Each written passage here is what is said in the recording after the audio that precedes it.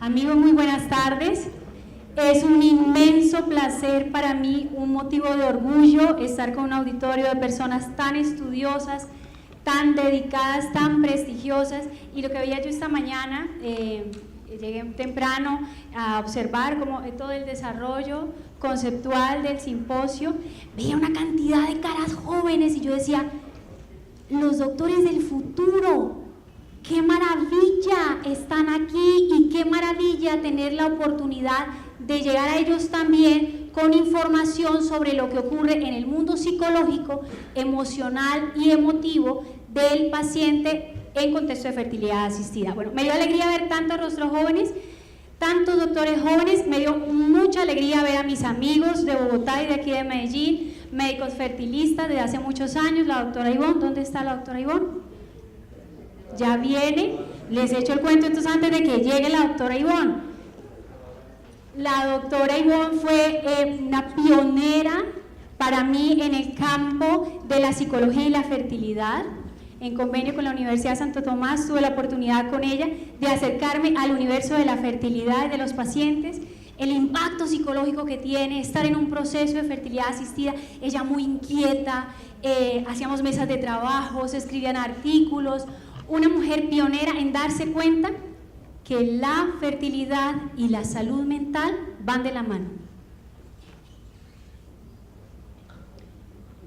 El desarrollo de nuestra conferencia hoy, conceptualmente nos paramos desde el enfoque sistémico, que vea a esa persona que recurre a un contexto de fertilidad no como un individuo aislado, sino como una serie de subsistemas que se encuentran allí para dar respuesta a un dilema humano muy profundo y que le causa dolor y drama emocional. Entonces, quiero invitarlos a que miremos cuál es la crisis vital anticipada de estos pacientes. Cuando yo soy como la señora del consultorio del lado, del médico fertilista, entonces porque le escucho los cuentos que a veces los pacientes no son capaces, no se sienten con el valor de confesarle a su médico tratante. A mí me parece una cosa súper importante eso, porque cuando comparamos historias clínicas, entonces me dicen, María, pero no tenía ni idea que le pasaba esto a esta señora, no tenía ni idea que esta familia estaba en este drama tan profundo. Y parte de la invitación que les traigo yo a ustedes, mis queridos doctores, es volvernos a acercar a ese paciente, no solamente desde todo el acompañamiento físico, sacar adelante la beta positiva, sino ese acompañamiento también emocional y psicológico que tiene nuestro paciente de fertilidad. Entonces hace unos años me hice a la tarea y le pregunté a los pacientes cuando van a la consulta, oye, ¿cuál es tu momento más fuerte? Bueno, lógicamente el día antes de que salga la prueba. ¿Cuál es tu momento más fuerte cuando arrancaste el proceso? Adivinen la respuesta: el día que van a conocer a su médico tratante. Ustedes vienen siendo como las estrellas de rock que siempre quisieron conocer y que no tuvieron oportunidad. Ese día para los pacientes les genera unos índices de ansiedad y angustia altísimos. ¿Y qué es lo que pasa? Entonces yo le digo, bueno, ¿y cómo te fue en ese acercamiento? En ese momento así súper álgido para ti, súper importante. Y me encuentro, desafortunadamente, con sorpresas que no son tan agradables. Me encontré con un doctor súper frío, me encontré con un doctor que no me miró a la cara en ningún momento, lo único que hacía era llenar las formas. Me encontré con un doctor que me puso los 5 nombres, me llamó por los 5 nombres de las pacientes que había visto antes o que tenía después, no supe. Es decir, no se encontró con un médico presente. Y entonces cuando me invitan a dar esta charla, aprovecho para dar las gracias a Merga, a los organizadores del comité científico. Yo digo, hay que contarles a los doctores la importancia que tienen todos ustedes en la vida psicológica de esa pareja, de esa mujer sola, de esa familia que está buscando el maternaje y la parentalidad. Entonces, ¿cómo llegan estos pacientes? Llegan con miedo. Miedo es como la emoción transversal de todo el proceso. Tienen un miedo a no lograr finalmente el maternaje o la parentalidad, tienen miedo de no cumplir con la carga genético-familiar, porque hay una narrativa ya en los pacientes que muchos de ustedes ya conocen también, y es que están dando, al asistir al proceso de fertilidad, dándole gusto a la familia extensa, que necesita un heredero. Entonces, cuando estamos en la intimidad del proceso del acompañamiento psicológico, digo, hombre, con el corazón en la mano, ¿cómo llegas aquí? ¿Cómo estás? No, pues Lina María, mi suegra dice que si no hay hijo, no hay familia, si no hay bebé, no hay esposo. Y imagínense esa carga de cara a arrancar el proceso, es una cosa brutal. Entonces tienen miedo a no cumplir las expectativas de las familias extensas, de las familias de origen, y hay un miedo muy grande de la pérdida del control sobre su propio cuerpo. Todos aquí pensamos en algún momento que lo lógico es que seamos seres completamente sanos para el tema de la reproducción, la concepción, y cuando se les dice a las parejas que tienen una dificultad, el impacto y el choque es increíble, porque regularmente pasa mucho como con los pacientes de oncología, piensan que eso le ocurre a otros, eso no les puede estar pasando a ellos. Por eso, lo que hemos visto en las estadísticas es que regularmente hay un primer acercamiento a un contexto de fertilidad asistida y luego el paciente se desaparece. Aún está en pensamiento mágico que eso se va a resolver solito. Que si pone el agua que le dé el sereno, que si se va de Rollas a Montserrat y vuelve, que si una cantidad de cosas que tiene en el pensamiento mágico que va a solucionar su drama, y deja pasar tiempo, y es tiempo valioso, como lo hemos visto pues a lo largo de toda la mañana, tiempo valioso perdido. En ese camino psicológico encontramos, ya les digo, la emoción principal es el miedo, transversal. Un miedo a lo desconocido, a lo incierto, a todo lo que encierra. Un miedo, el año pasado y el antepasado estuve visitando unas unidades aquí en Bogotá que tuvieron la gentileza de invitarme a que conversáramos un poco frente a los contextos de psicología y fertilidad. Y yo les contaba, pero estaban los grupos, en estas dos unidades estaba el grupo completo, o sea, no solamente toda la parte de asistencia a los médicos, o sea, estaba la parte administrativa. Yo les decía, miren, lo importante que es que la persona que recibe a ese paciente la primera vez que atraviesa esa puerta, eso es fundamental. Ese es el día que va a conocer a la estrella de rock, que son ustedes. Esa persona que le atiende por primera vez es un impacto importante que no debemos nosotros desestimar, porque él va cargado de miedo y en cada relación o afianza sus miedos o se despoja de ellos y continúa dentro del proceso. Hay una rienda suelta a la fantasía, ya les decía, todo el tema que opera con el pensamiento mágico, y allí, dentro de la fantasía, se cocina una emoción que es adversa finalmente para nuestros pacientes, que es el sentido de culpa. Ese sentido de culpa propio de por qué yo estoy aquí. Eso fue porque Lina María, yo cuando era adolescente me hice un aborto, estoy segura que fue eso. Esto es un castigo divino porque yo tomaba muchísimo, o esto es un castigo divino porque yo le he sido infiel a mi mujer, en el caso que el componente sea masculino. Es decir, y la culpa hace que, es tan fuerte la culpa que hace que el paciente nuevamente se aísle del proceso. Porque como sabemos, a veces hay pacientes, como yo les digo a mis amigos ginecólogos, van y hacen coquitos en las unidades de fertilidad, salen de esos contextos, van a otras unidades de fertilidad tratando de que la una desmienta a la otra. Bueno, pero ya voy a profundizar con eso un poco más adelante. Esa espera de la respuesta del diagnóstico,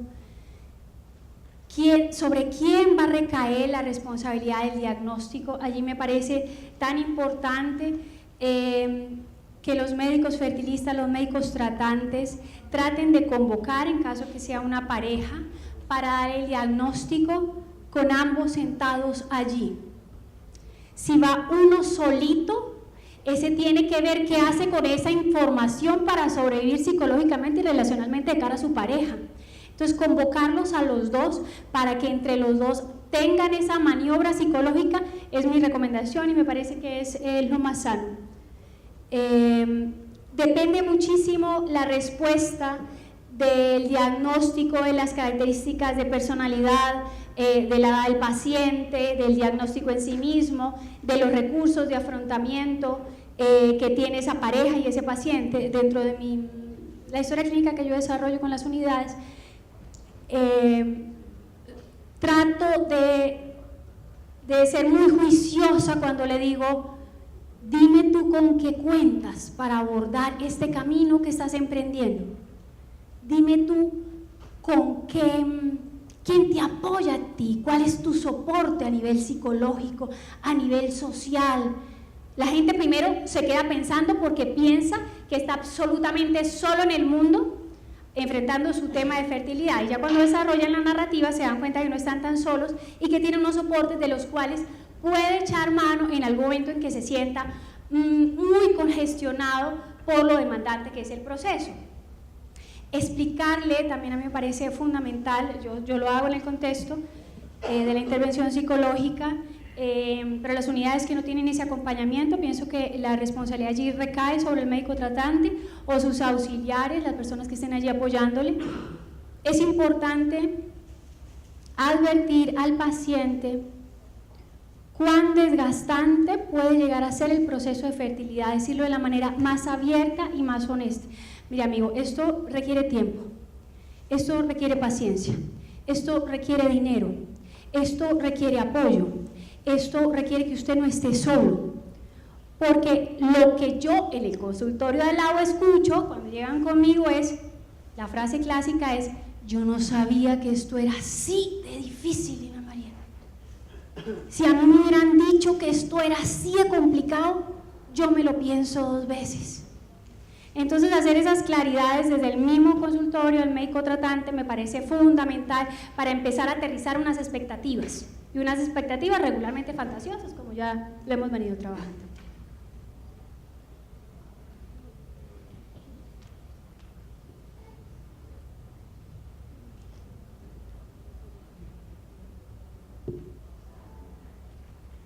Yo entiendo muy bien el tema de los tiempos en los contextos de atención clínica, pero cuando nosotros nos tomamos unos minutos más para volvernos a acercar al paciente en ese lado humano de la interacción, de las relaciones, usted va, yo esta mañana escuchaba una cosa y lo escuchaba, ahorita hablaba con la doctora Marta Rita frente a eso, siento que todos en el campo estamos como vibrando en la misma información de la honestidad y la claridad con el paciente y del acompañamiento riguroso de la historia clínica. Acercarnos verdaderamente a ese paciente y conocer a ese paciente le va a garantizar a usted tener una historia rica, mucho más nutritiva en términos clínicos para su intervención y su abordaje, que si solamente se limita a lo que está allí en el protocolo. Va a recibir usted información que no recibió la otra unidad. Estos pacientes son pacientes recurrentes, los caminantes, como yo les digo, que me los encuentro y digo: oye, pero te vi en la unidad el año pasado, en la otra unidad. Sí, bueno, ya les contaré cómo que me dicen ellos, o se los adelanto de una vez. La mayoría de expectativas no satisfechas, además de la beta negativa, es que yo allá no me sentía tan cómoda, no nos sentíamos como tan bien atendidos, tan bien recibidos, todo era un tema de rápido, siga usted, era un tema de plata, yo me sentía como un poco como abandonado, abandonada. Entonces, esa narrativa es una realidad en los pacientes, porque además es posible que para los médicos tratantes sea el proceso número 500. Para estos individuos es posible que sea su único, primer y último tratamiento. Cuando uno desde esa perspectiva se responsabiliza que ese momento histórico no le va a pasar de largo a este paciente, usted genera procesos de empatía. sin decir que no los tengan, porque yo los conozco, a algunos de ustedes son adorados y son encantadores, pero de cara al paciente, mucho más empáticos, mucho más comunicativos, mucho más cercanos, mucho más humanos. No estamos hablando aquí de desdibujar la experiencia y el ser experto, se está hablando aquí de volverse a acercar desde todo lo humano. ¿Qué ocurre en la vida, en el universo emocional del paciente? Tenemos una montaña rusa, una fase de sorpresa, una fase de sorpresa que viene acompañado a que estoy mal diagnosticada, que se conecta con la negación, esto no me puede estar pasando a mí, pienso que me voy a dar un tiempo más y lo voy a seguir intentando del método natural que lo vengo haciendo. Hay una rabia allí y debo decirles que hay una rabia también al contexto que genera el diagnóstico. Entonces, porque también, entonces los amigos médicos van a mi consultorio y me dicen, pero esta señora salió furiosa al consultorio, Lina María, ¿yo qué le hice? ¿Tú la has visto? ¿Qué es lo que pasa? ¿Qué es el cuadro psicológico que tiene esa señora? Ella solamente está respondiendo dentro de los marcos normales de su frustración, de que tiene una dificultad, y aprender a transmitir de una manera respetuosa, de una manera afectiva y efectiva esa dificultad, marca la diferencia en la fidelización de ese paciente, porque si no tenemos a los caminantes, van de unidad en unidad sin terminar de cumplir sus fantasías, y no solamente es la fantasía de la beta positiva, es la fantasía del buen trato, la fantasía de la conexión, la fantasía de yo le importo. Yo tengo ahorita en mi cabeza como sin número de anécdotas que me han contado los pacientes, de cómo se les comunica de una manera equivocada el resultado negativo del proceso. Yo les digo, amigos ginecólogos, amigos fertilistas, amigos biólogos, no al chat, no al resultado por chat, eso no puede pasar y yo me lo encuentro. Por favor, en un cara a cara, médico tratante debe comunicar el resultado, minimizar la llamada telefónica, porque usted cuelga o envía el mensaje de chat o manda a la niña auxiliar a que le cuente a la paciente por teléfono, salen de ese momento que es como harto y estresante, pero usted continúa, ¿me entiende? Usted continúa, sigue su siguiente paciente, y a esa persona su universo afectivo se le acaba de desbaratar. Entonces algunos médicos me dicen en otros encuentros, Lina María, entonces la opción sería que tan pronto le digamos que no, vayan a contexto de psicología. No es la salida, porque estos pacientes están cerrados. Psicológicamente ellos no quieren en ese momento el soporte psicológico. Hay que esperar a que la información se decante, como digo, pase a la trastienda, para que uno pueda llegar a generar un acompañamiento.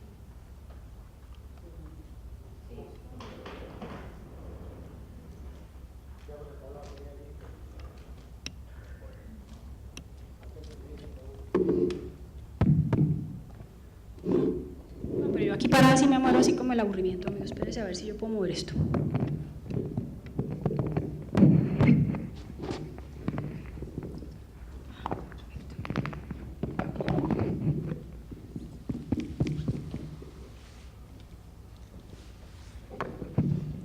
Eso con relación al enojo que sienten los pacientes y a que ellos no quieren un acompañamiento posterior de la respuesta de la beta negativa inmediata, ellos no quieren eso.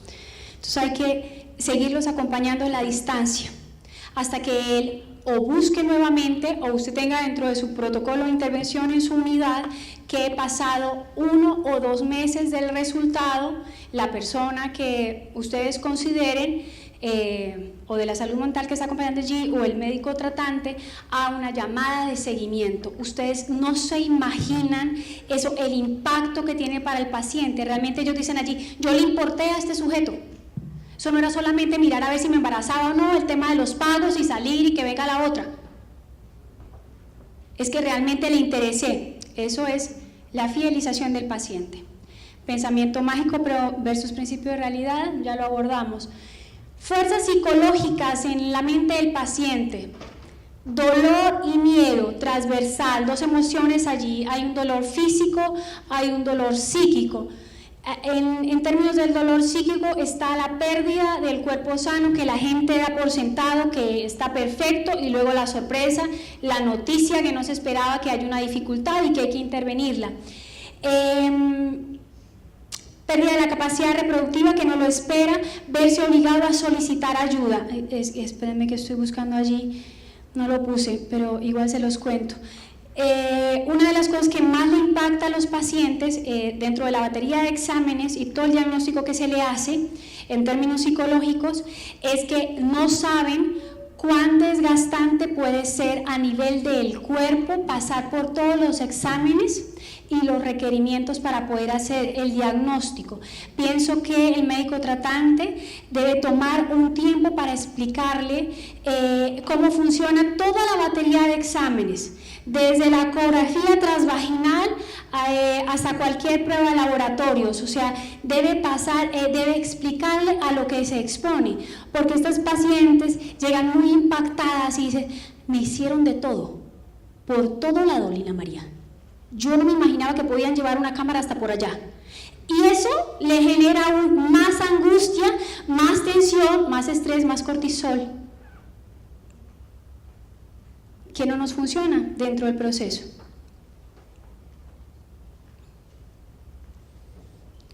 Estos miedos fundamentales: miedo a lo desconocido, miedo al diagnóstico, a los estudios, de lo que les hablaba ahora un poco, al daño físico, al daño psicológico, a los efectos negativos de la medicación. Todavía llegan al consultorio a preguntarme: Lina María, ¿y todo eso que me van a hacer, me va a hacer algo en el cuerpo? Yo esperaría que todas esas dudas fueran resueltas por el médico tratante. Regularmente los pacientes, como la información es tan fuerte, usted le puede decir: ¿tienes alguna pregunta? Y él que va a contestar: no, doctor, ya todo está claro. No, no está claro.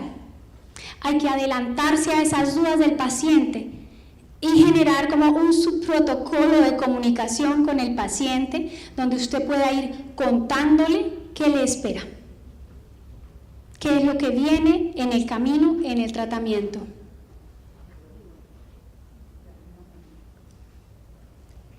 Tienen miedo a la discriminación del medio. Yo hago en la primera sesión un tipo de recomendaciones. Es como mi protocolo de recomendaciones cuando el paciente recién inicia el proceso de fertilidad, frente a los cuidados de orden emocional, social y psicológico que debe tener para no alterar aún más sus niveles de ansiedad, estrés o angustia. Y yo con lo que me encuentro es que, y es algo importante allí, que tiene que ver con la dinámica de la unidad. Esto es algo único para el paciente. Ustedes están allí haciendo el ejercicio con sus colegas y con todo el personal asistencial de todos los días, pero para este paciente es algo súper delicado. Entonces, cuando yo escucho de un consultorio al otro: don Pereceo, que siga para el espermograma, allá al fondo. Mira, ya quedan allá las revistas. Comentaron.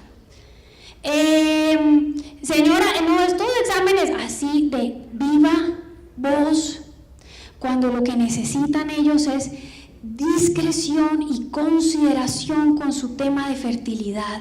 Es que cuando se va naturalizando la narrativa de la fertilidad en nuestros contextos de fertilidad, le quitamos lo especial, le quitamos lo delicado que es para ese usuario que está allí, queriendo ser tratado con toda la consideración. Entonces, eso tiene que ver mucho también con algo que hemos venido desarrollando también en los últimos años, con los programas de formación de la gente que está dentro de las unidades. Cómo es que verdaderamente nosotros generamos un trabajo en equipo eficiente, para dar una respuesta eficiente a una condición que genera dolor emocional y dolor físico a un paciente. Tiene miedo a que no va a poder soportarlo más, tiene muchas dudas frente al perfil de los donantes. Entonces, cuando llegan a la consulta me dicen, bueno, Lina María, ¿y entonces eso de los donantes cómo es? ¿Sí será que esos son buenas personas o serán malas personas? ¿O de dónde saldrá toda esa donación? Igual se les cuenta que se hace un tamiz muy fino, que se miran una cantidad de variables, que se busca finalmente unas condiciones óptimas, pero esto debe estar muy claro desde el protocolo de la atención del médico tratante. Contarle como qué tipo de exámenes se le hace a la donante, contarle que en psicología también se somete a sus perfiles psicológicos, a sus test, a sus pruebas de personalidad, para que el paciente haga, ok, está bien, me le mido a eso. Porque hay dos condiciones allí, por lo menos en lo que yo he visto en Bogotá y en Medellín, donde he tenido la oportunidad de desarrollar los procesos, y es que los pacientes no asumen de una manera sencilla el término de la donación. Lo hablo en términos psicológicos. Allí hay una resistencia muy grande, hay unos miedos y unos mitos profundos frente al tema de la donación, que no le estamos invirtiendo tanto tiempo en clarificarle a esos pacientes qué es lo que ocurre con ellos, quitarles esas cucarachas de la cabeza, facilitarles información para que el miedo disminuya. Fracaso al tratamiento está allí todo el tiempo. Aquí hay en todo el universo las parejas con un diagnóstico previo. Los pacientes han cambiado. Ustedes ya saben que los pacientes llegan tateados por el doctor ¿qué? Por el doctor Google. Ellos ya se saben todo, ellos saben cuánta dosis deben tomar de qué, ellos saben cuál es su diagnóstico, tienen sospechas de que puede ser otra cosa, pero ninguno de ustedes se lo ha dicho. Es un paciente con un perfil completamente distinto. Cuando han nacido caminantes, estos pacientes están buscando que usted de alguna manera desmienta al doctor que lo recibió en la unidad anterior, pero a mí me parece una oportunidad súper grande estos pacientes que transitan por unidades, para que el médico tratante sea aún más juicioso en el diseño de su historia. Porque como me dijo alguna vez un amigo ginecólogo, y no se habían dado cuenta que lo que tenía alterado era X y Y me trae el historial así y le faltaba ese examen era la respuesta. Pero si él no mira y no estudia a su paciente de una manera rigurosa, va a ser uno más de esas unidades donde el paciente hace su caminata. Contexto médico-paciente dentro de un marco relacional asertivo. Indudablemente, inteligencia emocional como pilar de esa interacción. Yo le contaba, la doctora Ivonne llegó o no llegó, le contaba a la doctora Ivonne hace un rato que estoy tan bien impresionada de la movilización como que ha tenido a nivel de percepción y de paradigmas, y cómo estamos caminando de la mano de cara al paciente y a su beneficio. El miércoles de la semana pasada estaba en el Hotel Tequendama en Bogotá dándole una conferencia de capacitación de inteligencia emocional a todas las médicas del país de la Fuerza del Ejército Nacional. Están en un programa de formación de sus recursos emocionales de cara a condiciones muy adversas de la atención del paciente. Y así con un laboratorio y así con una empresa gigantesca, programas de formación no solamente que tienen que ver con el oficio como tal de la salud física del paciente, de la atención juiciosa del paciente, sino nuevamente esa conectividad importante que a usted lo hace único en la vida del paciente. ¿Se me entiende? Usted tiene 100 pacientes, 200 pacientes, pero usted en la vida de esa persona es único, Cuando usted se da cuenta y asume y se pone esa chaqueta y se pone esa camiseta, su atención es distinta, su atención es mucho más comprometida, su atención es mucho más respetuosa. Tengo ahora en mi cabeza también de una paciente deshecha, vuelta a pedazos. Yo sabía que la beta le era negativa, de todas maneras quiso verse conmigo rápido, una cosa que regularmente no pasa, ellos se toman un tiempo. Y yo, mira, sé que esto ha sido muy fuerte para ti, cuéntame. Mejor no, Lina María, no vengo a hablarte del tema de que el resultado salió negativo. Entonces, ¿de qué quieres hablarme? Mira, este señor, refiriéndose a su médico tratante, este señor, yo llevo súper expectante, pues con la expectativa muy elevada de qué es lo que me va a contar, qué es lo que me va a decir, cuáles son los resultados. Y sin mirarme, mirando el computador, me dice, sí, usted salió negativa la prueba. En ese momento, el hombre vuelve y la mira, a ella se le saltan las lágrimas. El doctor le dice, y mire, y si se va a poner así, ni continúe en este proceso porque eso es lágrima lo que va a haber. Entonces usted vaya, piense a ver si va a continuar con esto porque esto es pa' machos. Ella no venía a contarme del drama de recibir el resultado negativo, venía a contarme su drama psicológico de haber sido maltratada en un contexto de asistencia médica. Y no es el único caso, por supuesto, solo que este pues es muy pintoresco.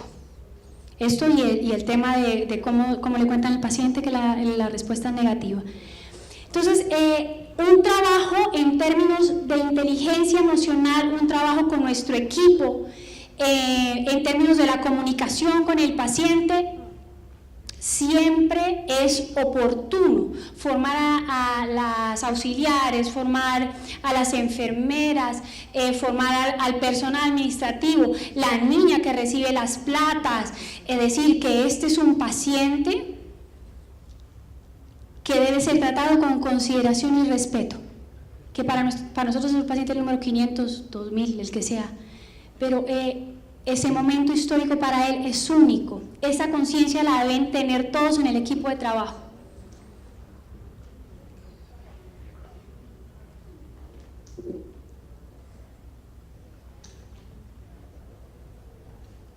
¿Ya trabajamos frente a eso? Muy bien, en esa dinámica donde el médico está muy atento y hace una escucha efectiva y eficiente de lo que le cuenta su paciente, él determina. Entonces, en otro lugar me preguntaba, Lina María, ¿es indispensable la consulta psicológica dentro del marco de los contextos de fertilidad asistida? Yo digo, es necesaria, es más eficiente, es más oportuno. Sin embargo, si la gente dentro de la unidad es muy efectiva en términos de la dinámica con la que se relaciona con el paciente, pues no habría necesidad. Pero si está allí un profesional de la salud mental, ideal, si usted ve que su paciente necesita un contexto de atención psicológica adicional, debe direccionar la consulta. Mira, yo veo que esto está como muy fuerte para ti, nosotros tenemos aquí en la unidad, te brindamos esta ayuda, este servicio, esta persona pues está capacitada como para orientarte, te das unas indicaciones de cómo puedes estar un poco más tranquila, te veo alterada, en cualquier momento del proceso. Entonces, tener ese ojo allí, el ojo clínico para saber cuándo ustedes remiten el paciente a la asistencia psicológica es fundamental. Habla con la doctora Marta Rita hace un rato, la abogada que viene a conversar con nosotros en un momento, sobre la cantidad de atención que debe recibir un paciente.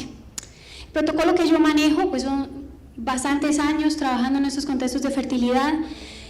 Yo recomiendo ideal una vez de acompañamiento. Si el paciente o el profesional de la salud mental lo ve pertinente, un segundo encuentro, un tercer encuentro ya para mí es un indicador que esa persona necesita un proceso del orden psicoterapéutico, el cual no nos convoca en el proceso de fertilidad.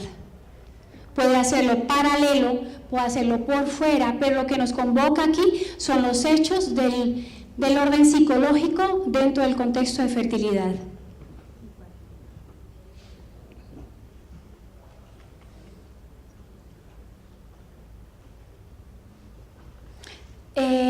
Aquí hay un tema muy importante que me preguntan a veces los ginecólogos.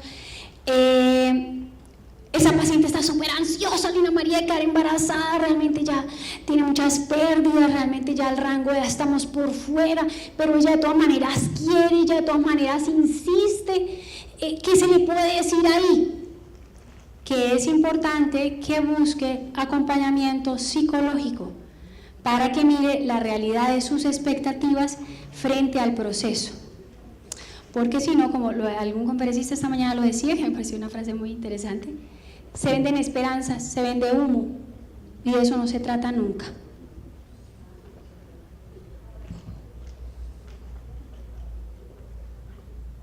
Ya lo trabajamos. Muy bien, ¿cuál es la línea de servicio entonces frente al trabajo integral de bienestar del paciente? Número 1, trabajo en equipo.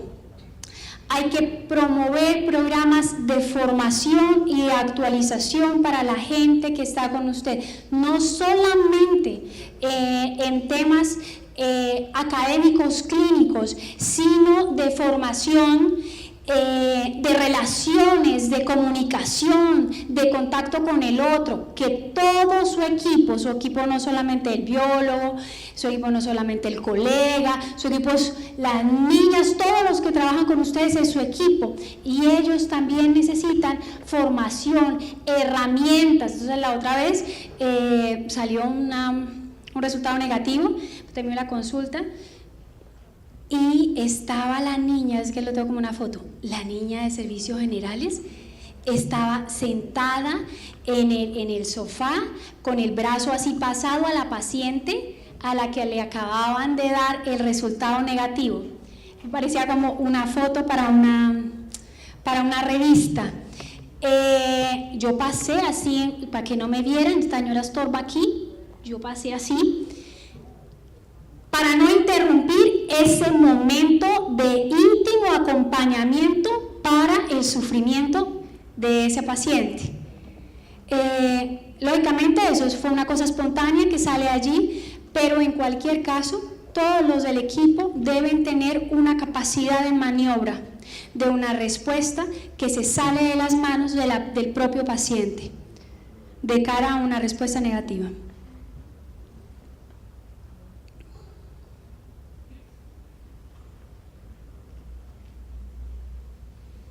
Esto es súper importante.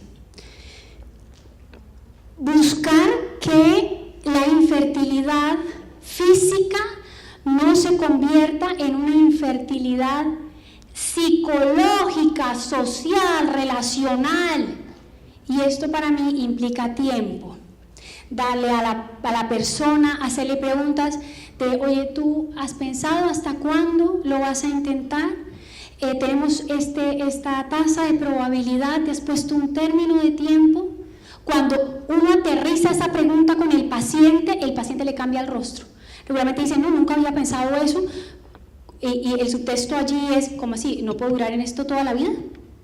¿No puedo postergar toda la vida el hecho de irme de viaje, comprar una casa, estudiar otra carrera, finalmente continuar con mi matrimonio o abandonar esa pareja?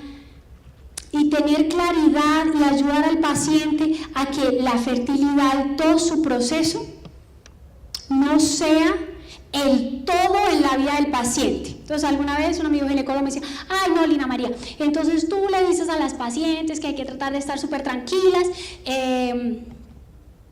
que no dejar como que se llenen de angustia y de estrés porque estamos ya por hacer la transferencia, y entonces ellas son ejecutivas súper importantes que no pueden dejar nada de sus quehaceres, eso se les cae el universo si dejan de... Digo, mira, yo cumplo con hacer mi recomendación, que sé que es lo que mejor le caería a esa paciente, y también cumplo con mi responsabilidad profesional, moral y social de decirle: tú eres más que el proceso de fertilidad.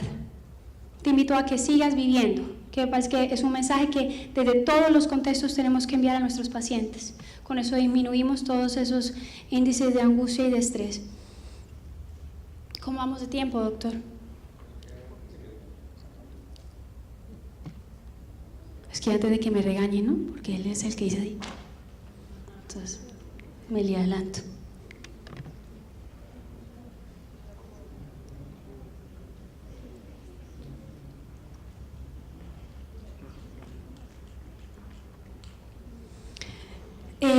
Hace un mes atendí un caso, nunca me ha tocado eso.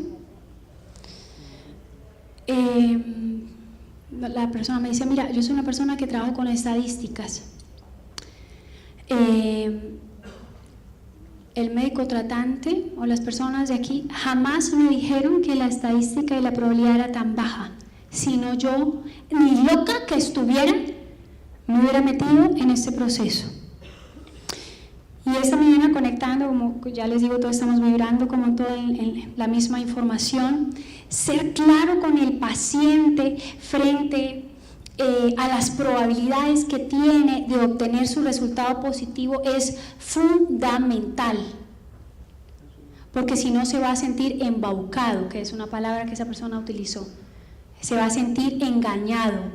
Si la persona con esa probabilidad baja toma la decisión de hacerse su tratamiento, pues para eso estamos. Pero si esa persona definitivamente desiste del proceso, entrar a venderle otra realidad o a insistirle sobre el proceso, estamos faltando allí, estamos faltando al principio de realidad.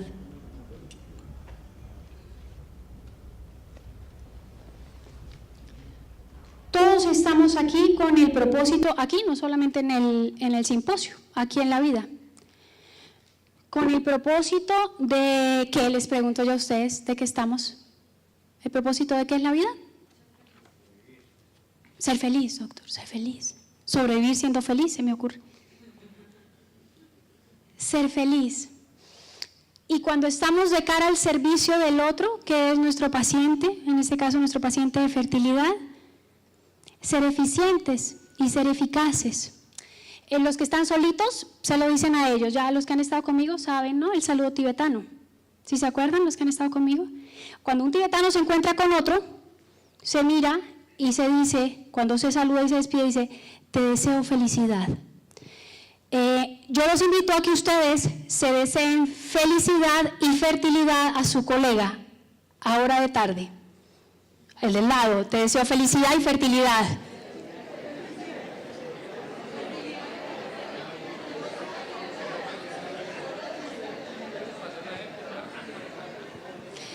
A ustedes, queridos amigos, les deseo mucha felicidad y fertilidad en todos sus proyectos y con sus pacientes. Muchísimas gracias.